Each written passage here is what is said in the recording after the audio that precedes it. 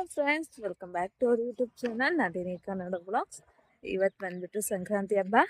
So ಬೆಳಗ್ಗೆನೇ ಎದ್ದು ರೆಡಿಯಾಗಿ ಚೂರು ನನಗೆ ಒಂದೇ ಒಂದು ಫೋಟೋ ತೊಗೊಳೋಕೆ ಟೈಮ್ ಸಿಕ್ಕಿಲ್ಲ. ಸೊ ಈಗ ಆಫೀಸ್ ಮುಗಿಸ್ಕೊಂಬರ್ತಾ ಇದ್ದೀನಿ. ಈಗ ಹೋಗಿ ಇನ್ನೊಂದ್ಸತಿ ರೆಡಿಯಾಗಿ ಫೋಟೋ ತೊಗೊಬೇಕು. ಸೊ ಹೇಗೆ ಕಾಣಿಸ್ತಾ ಇದ್ದೀನಿ? ಸೀರೆ ಹಾಕೊಂಡು ಹೋಗಿದ್ದೆ, ಹೇಗೆ ಕಾಣಿಸ್ತಾ ಇದ್ದೀನಿ ಅಂತ ಹೇಳಿ.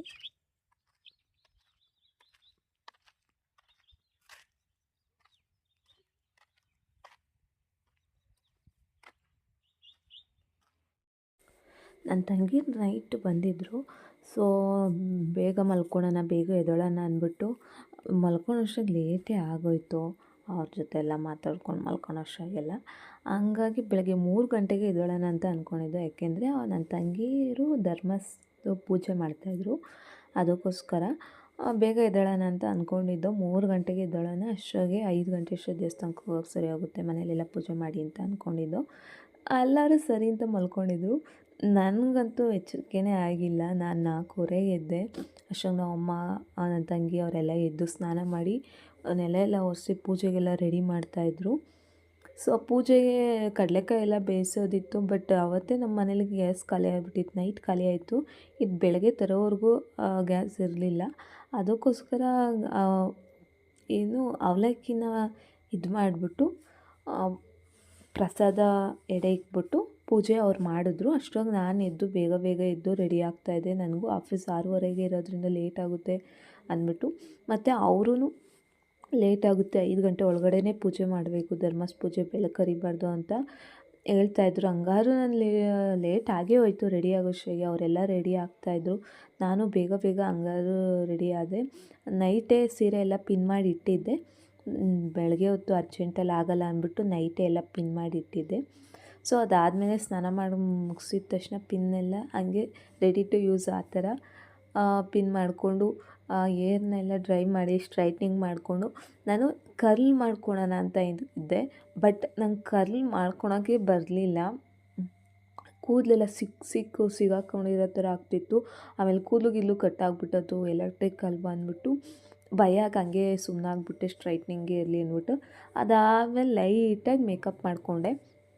ಮೇಕಪ್ ಅಂದರೆ ಏನು ಜಾಸ್ತಿ ಏನಿಲ್ಲ, ಬರೀ BB ಕ್ರೀಮು, ಕಾಂಪ್ಯಾಕ್ಟು ಇಷ್ಟೇ ಯೂಸ್ ಮಾಡಿದ್ದು, ಇನ್ನೇನೂ ಇಲ್ಲ.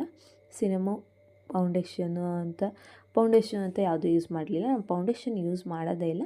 ನಾನು ಯೂಸ್ ಮಾಡೋದೇ BB ಕ್ರೀಮು. ಅದೇ ನನಗೆ ತುಂಬ ಚೆನ್ನಾಗಿ ಸೂಟ್ ಆಗುತ್ತೆ, ಲೈಟ್ ವೆಯ್ಟಾಗಿ.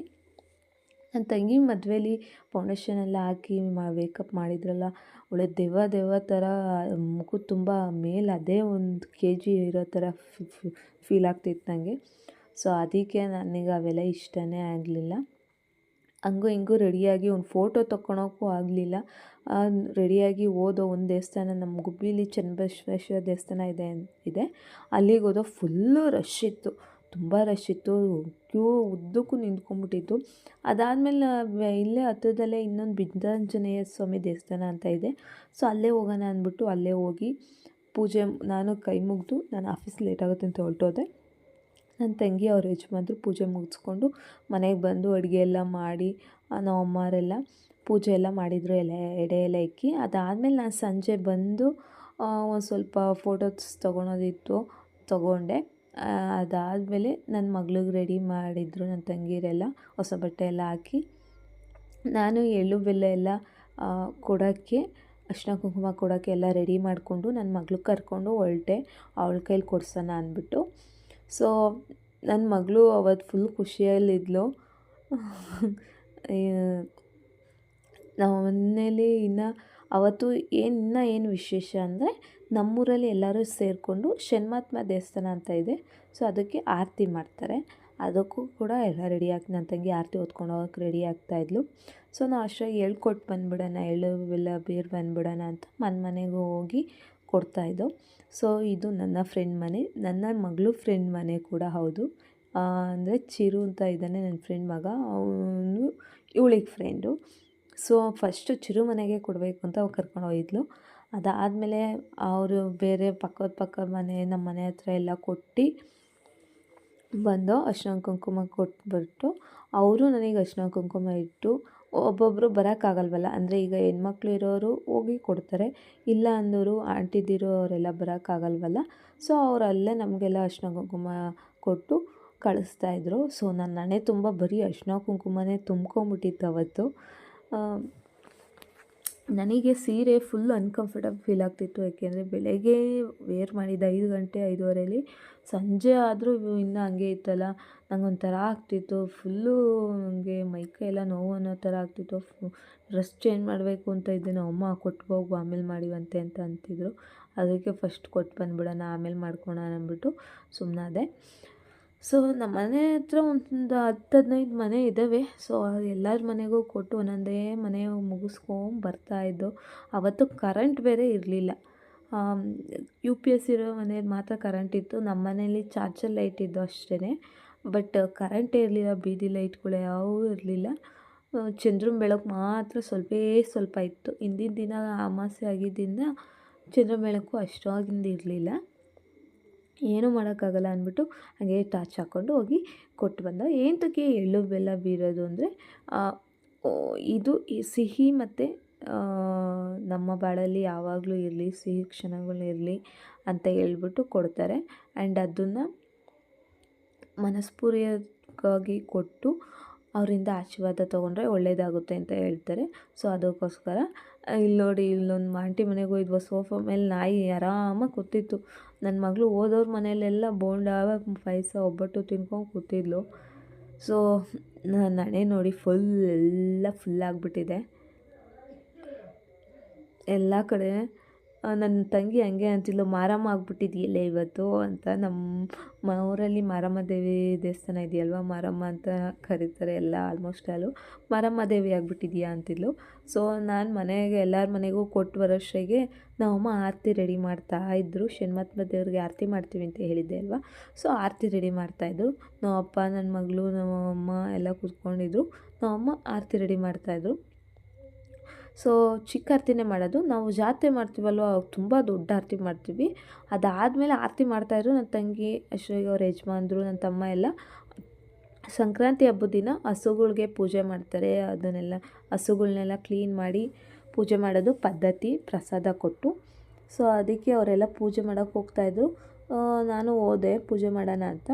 ಸೊ ಕರೆಂಟ್ ಇರ್ಲಿವಲ್ಲ, ಟಾರ್ಚ್ ಬೆಳಕಲ್ಲೇ ಆದಷ್ಟು ಬೆಳಗ್ತಾ ಇದೆ. ಸೊ ನಮ್ಮ ತಂಗಿ ಯಜಮಾನ್ರು ಅರಿಶಿನ ಕುಂಕುಮ ಇಡೋಕೆ ಹೋಯ್ತು, ಕೆಡ್ಸ್ಕೊತಾನೆ ಇರಲಿಲ್ಲ ಹಸುಗಳು. ಏಕೆಂದರೆ ಹೊಸ ಮುಖ ಪರಿಚಯ ಇಲ್ಲ ಅಂತ ಇಡ್ಸ್ಕೊತಿರ್ಲಿಲ್ಲ. ಸೊ ಅದಾದಮೇಲೆ ನಾನು ತಗೊಂಡು ಇಟ್ಟೆ.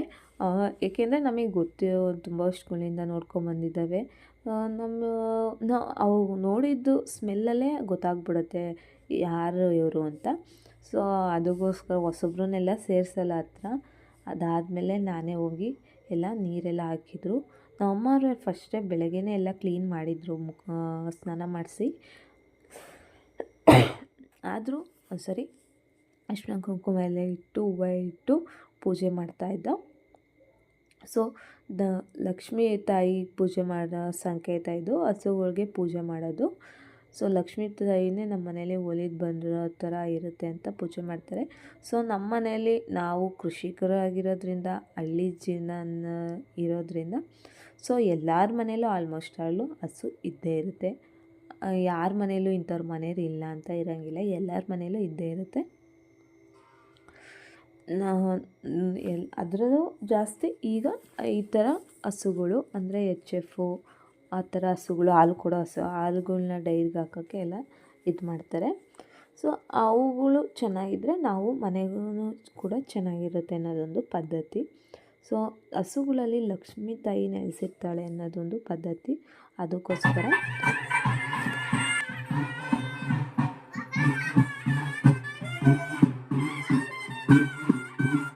ಅದೆಲ್ಲ ಮುಗಿಸ್ಕೊಂಡು ಮನೆಗೆ ಬಂದು ಅಷ್ಟೊತ್ತಿಗೆ ಆರತಿ ಕರ್ಕೊಂಡು ಹೋಗೋಕ್ಕೆ ಬಂದರು. ನನ್ನ ತಂಗಿ ಇನ್ನೂ ರೆಡಿಯಾಗಿರಲಿಲ್ಲ. ಆಮೇಲೆ ಅವರೆಲ್ಲ ಹೋದ್ರು. ಅಮ್ಮ, ನನ್ನ ತಂಗಿ, ಅವ್ರ ಯಜಮಾನ್ರು ಎಲ್ಲ ಹೋದ್ರು. ನನಗೆ ಫುಲ್ ಟಯರ್ಡ್ ಆಯಿತು. ನಾನು ಊಟ ಮಾಡಿ ಮಲ್ಕೊಂಡೆ.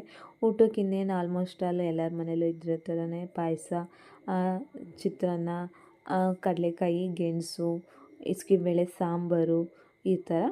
ಸೊ ಅವತ್ತು ಊಟ ಮಾಡಿ ಮಲ್ಕೊಂಡು ಅಷ್ಟೇ. ಇಷ್ಟೇ ಫ್ರೆಂಡ್ಸ್ ಈ ವಿಡಿಯೋ ಇಷ್ಟ ಆದರೆ ಪ್ಲೀಸ್ ಲೈಕ್ ಮಾಡಿ, ಶೇರ್ ಮಾಡಿ, ಕಮೆಂಟ್ ಮಾಡಿ. ಪ್ಲೀಸ್ ಸಬ್ಸ್ಕ್ರೈಬ್ ಮಾಡ್ಕೊಳೋದು ಮಾತ್ರ ಮರಿಬೇಡಿ. ಯಾರೆಲ್ಲರೂ ನೋಡ್ತೀರಾ ಸಬ್ಸ್ಕ್ರೈಬೇ ಮಾಡ್ಕೊಳಲ್ಲ, ಮಾಡ್ಕೊಳ್ಳಿ please. Thank you so much.